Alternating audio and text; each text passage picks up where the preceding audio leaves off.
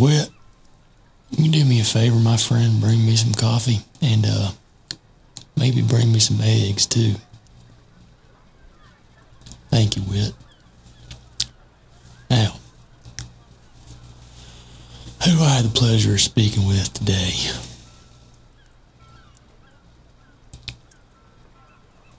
Oh, okay. Good to meet you. Yeah, I'm from America. Name's Jimmy.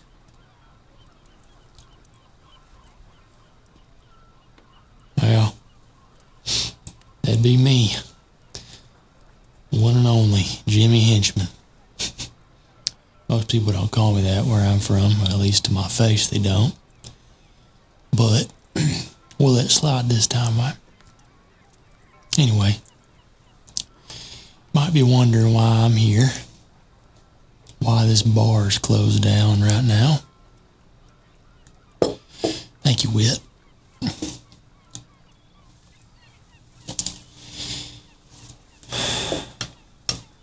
I'm here on business. Now, I assume you work for Mr. Thomas Shelby, correct?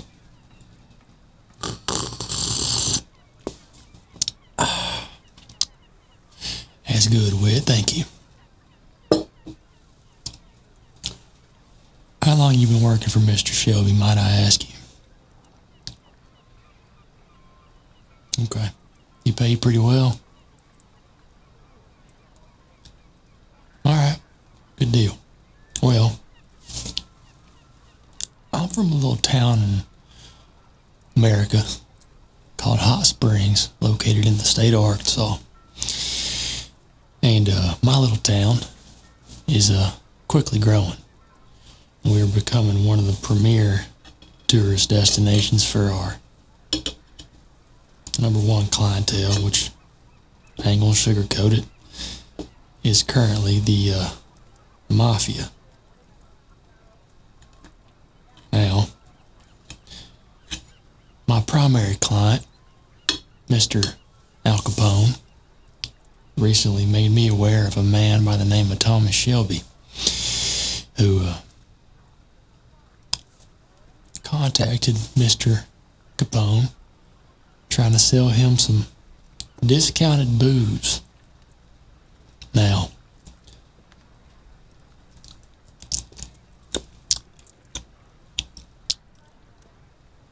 that ain't bad, Whit. Good job.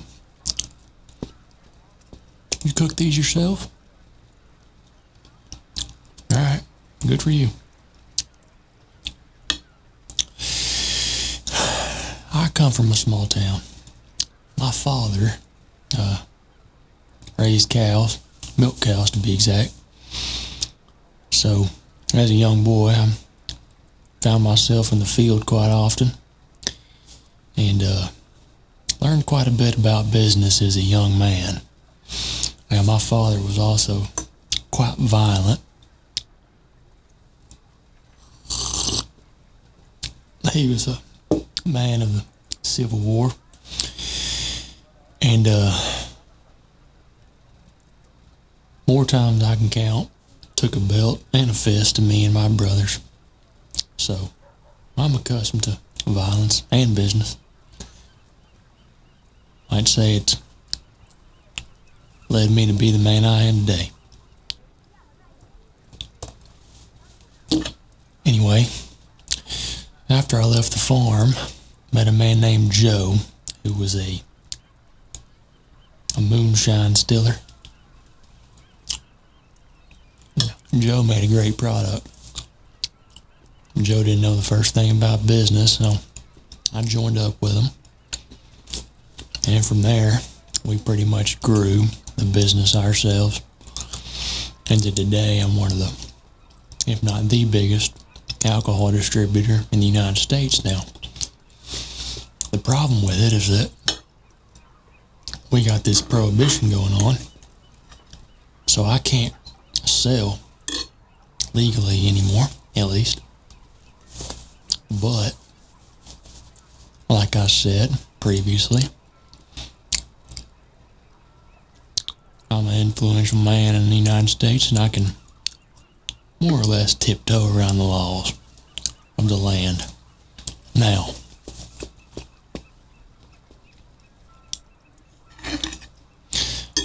I've been able to succeed in this industry by doing things that most other men wouldn't do.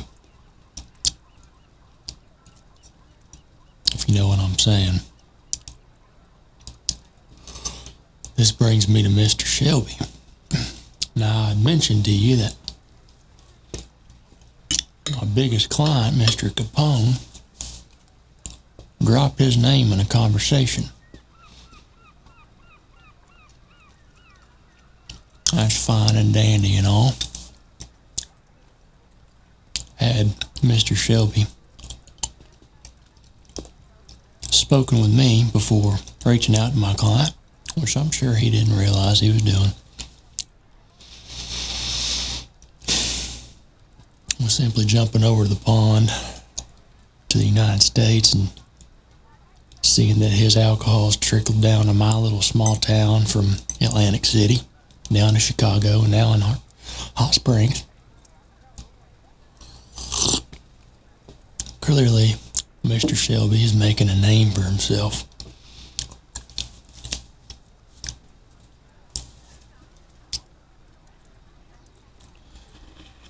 Now, he's currently selling to low-tier casino bootleggers, bars, speakeasies, but the fact that he reached out to Mr. Capone, who is my biggest client, one of them, that's a problem for me. Now, I came down here, left my beautiful city, wife and kids, come down here, sit at this bar, hope to have a word with Mr. Shelby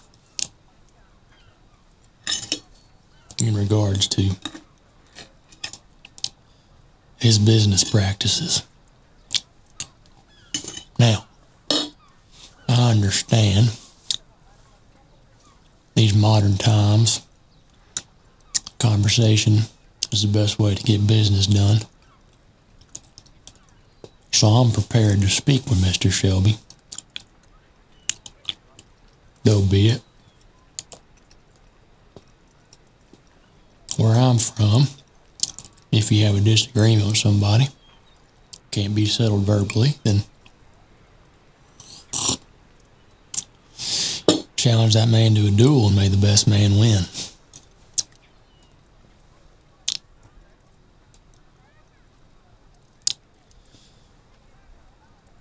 But can't go around just shooting people nowadays, now can we?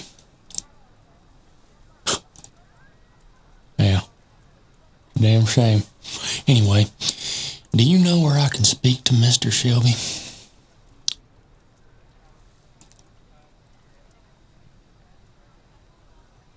He's supposed to be coming in a little later today. Alright. Well, as you can see, looking around the place, we've gone ahead and closed it for you.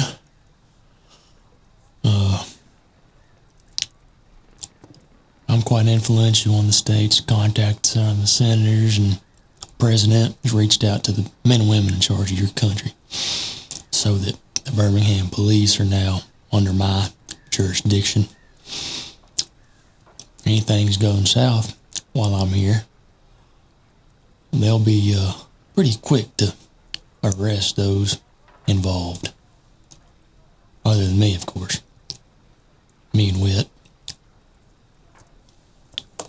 Now, are you sure that Mr. Shelby's supposed to be coming in here later, or are you telling me a fib?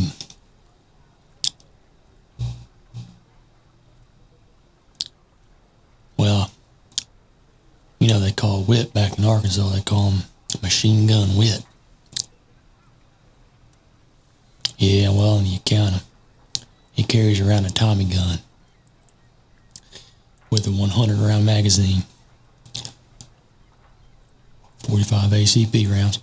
And he acquired that nickname by being quite ruthless and careless with the trigger.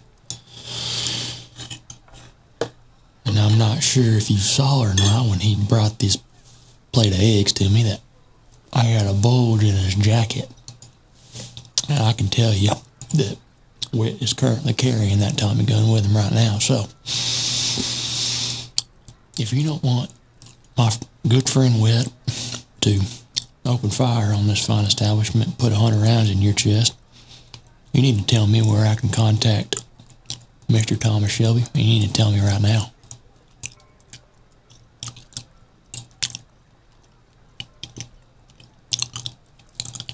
Thank you. Thank you very much.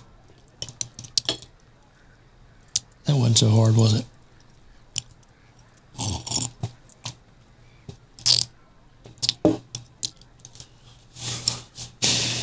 Well, I'm sure that Mr. Shelby didn't mean any harm, didn't realize what he was doing for better business practice. He simply was just trying to make a come up, and I don't fault the man one bit. I've done my share of stepping on toes in my day. Thankfully, I never stepped on the wrong toes, and they would have rised my way to the top organically, but I'd be lying if I said I hadn't murdered a few men to get here.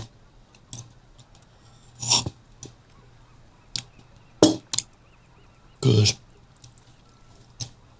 in this life, you got to get what you want, and you got to get it how you can get it. But the thing is, I'm in the way of Mr. Shelby, and the fact that he came to my country stepping on my toes, I have a real big problem with that.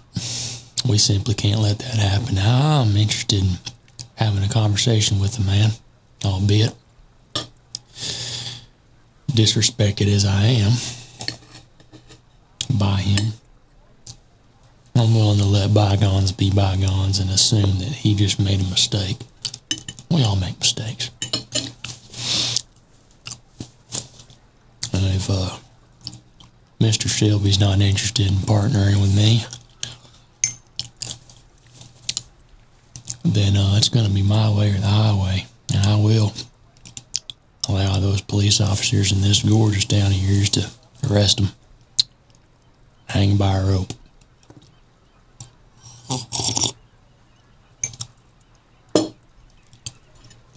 Had Mr. Shelby contacted me in the right way the first time, we wouldn't be having this conversation, but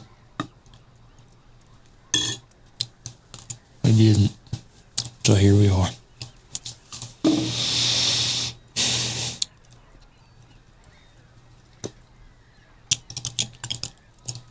Now, I aim to finish my eggs and my coffee. Then I'm going to go have a word with them before I get back on the train to the port, and then on my way back to the States.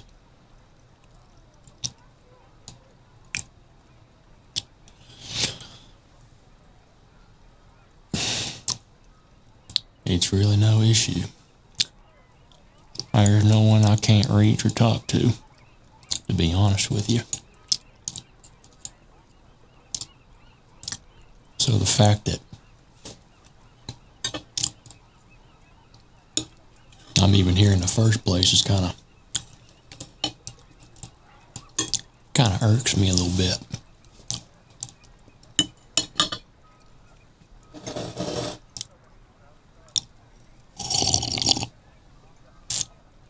Anyway, I reckon I'll be on my way to speak to the man. I appreciate you talking to me. Before I get out of here, though, you working for Shelby, right? How much he paying you annually?